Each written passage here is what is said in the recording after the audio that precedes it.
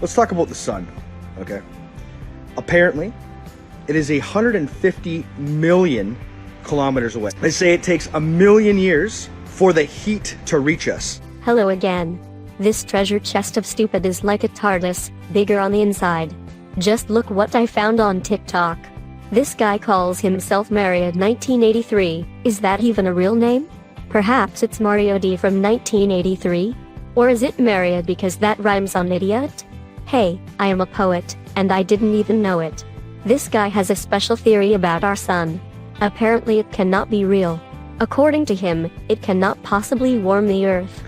Let's talk about the sun, okay? Apparently, it is 150 million kilometers away. 100 million miles. And it burns around 10,000 degrees Fahrenheit, which is like close to 6,000 degrees Celsius. I used to work at a steel company, okay?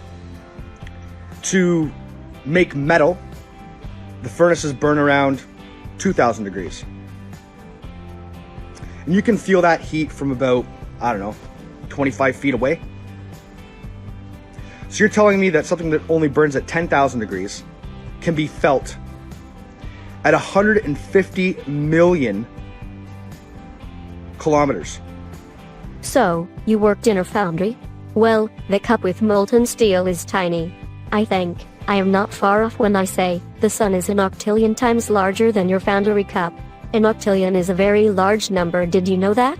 It is the scale that does it, but like I have seen in your other TikTok videos, you believe in the weirdest things. Yet, you don't believe Google, where you got your distances from. Things of Google that you quite suddenly start to believe as it seems. I wish you well with the proclaiming of your dumb statements. They say it takes 1 million years for the heat to reach us. Hang on. If the sun is 150 million kilometers away, with 1 million years of travel time, you need a speed of 150 kilometers per year. Divided by 365 is 410 meters per day. Divide that by 24 and you get a speed of 17 meters per hour. Snails can do that. Does that make sense to you? It's a good thing that you noticed it yourself. You are making no sense at all. Nuclear fusion, and they say it takes 1 million years for the heat to reach us. It wouldn't have dissipated a little bit over 1 million years? I agree. With a speed of 17 meters per hour, it would have dissipated after a few kilometers. But still we have a livable warm habitat on Earth, even if, as you claim, the heat we feel was generated 1 million years ago.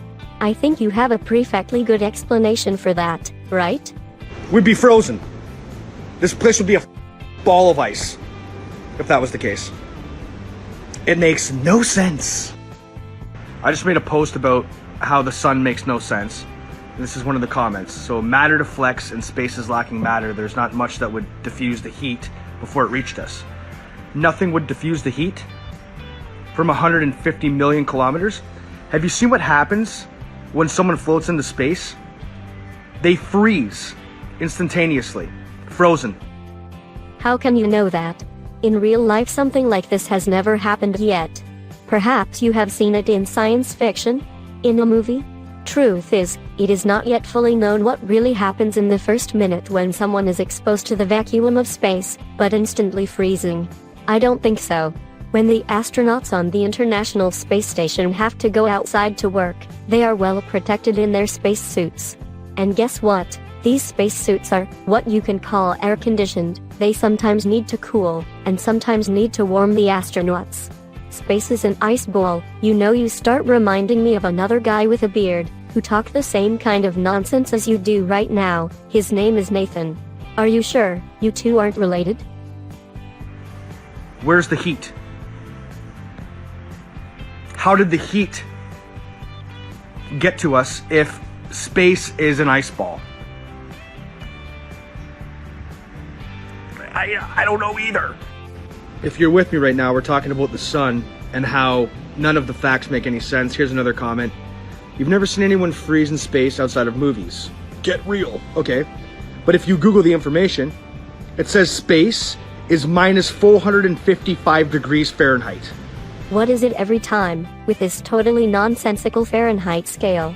The temperature of space is around 0 degrees Kelvin. This is near absolute zero. You are talking in kilometers, yet you also use feet and the Fahrenheit scale. It is you that is making no sense. Perhaps I will do another video about you someday. Until then, have a nice day in the treasure chest of stupid. Now back to Garry Wybenga. This video is called Lesson 2 on Perspective for B-Ball and Other Globies. Wow. Perhaps he wants to be a teacher. Either way, he has a very high opinion of himself. This is a clip from a B-Ball video in Hawaii. I know he doesn't think angular compression and Rayleigh criterion are anything. Oh, that's quick. Your pet theory's right at the start of the video. Let's start with the first. The definition of compression is the action or state of being squished down or made smaller or more pressed together. When a pile of material is squished together and made smaller and more dense. This works for everything. Air compression is squishing the air into a container. Data compression is squishing the same data in a smaller file. Natural compression can only be accomplished by applying a deliberate external force. And the Rayleigh criterion is only an expensive word to baffle your opponents with. This is so complex, I seriously doubt that you really know what it is about. But of course you only use the parts that you can alter to fit your narrative. So I will simply ignore anything about this Rayleigh criterion as totally irrelevant. He denies him to the hilt. That's all he can really do. But right here, look. Where are the buildings? But you'll see them in a minute when he zooms in. Well, I'll tell you where they are right now. They're compressed into the horizon. It's Rayleigh criterion. They're too small. They blend in. Bottom first. The only thing you prove is objects appear larger the closer they are and appear to decrease in size proportionally the further away they are. The closer objects are, the more detailed they are. Things lose detail the further away they are. That is all what perspective is. You can think of formulas to calculate it, or abuse the Rayleigh criterion, but it does not change the principle of perspective. I repeat, objects appear larger the closer they are and appear to decrease in size proportionally the further away they are. The closer objects are, the more detailed they are. Things lose detail the further away they are. Okay, one last time. These are small, but the ones out there are far away.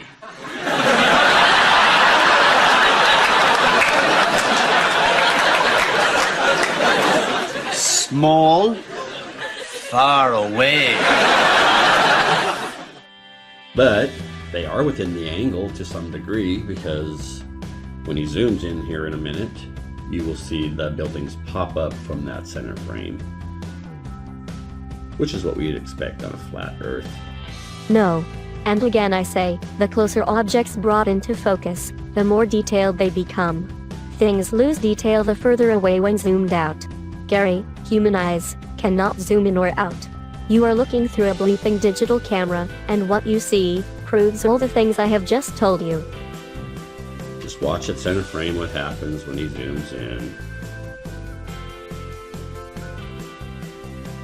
You will see the buildings and all kinds of detail popping up.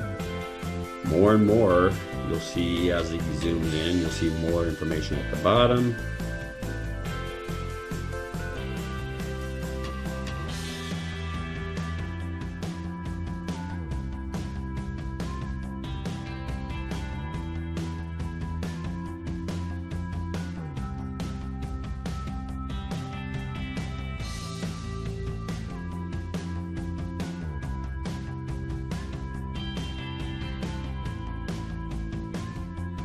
Here he goes. Just watch how everything's just popping up. It's expanding up and out. More and more detail is being revealed. You're seeing stuff you couldn't see before he zoomed in at center frame. Much more detail. In fact, look at the waves. You can see more detail on the waves. They happen to be a lot closer to the buildings, by the way. This B-ball is actually pretty close to the shore.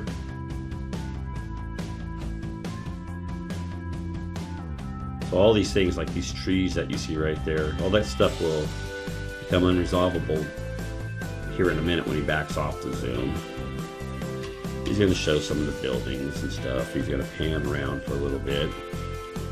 But all this detail that you see here is still squished and compressed, even though it's zoomed in on. So obviously everything's compressed much smaller than what you'd see it in real time if you were close up, right? So it is compressed, but it is zoomed in. It's magnified. So whatever is in the angle, he magnified. That's all he did. He increased the focal length, he decreased the field of view, and therefore all the pixel space is devoted to wherever the camera is pointed at the time. Don't you ever listen to yourself? You talk like all the people, all these buildings are compressed in something small? Compression like this does not exist in nature. You are making this up. If you are thinking that people start believing your incoherent rabble, you are sorely mistaken. So he's going to pan around a little bit. I'm just going to pause this here a second, and I'm going to go to where he backs off the zoom.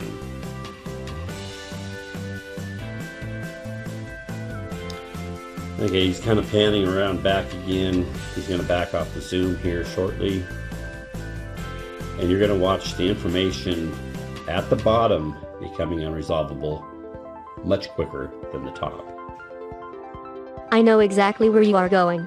When zooming out, the buildings will go out of view from the bottom up, which is a blatant lie, and everyone can see this watching your video.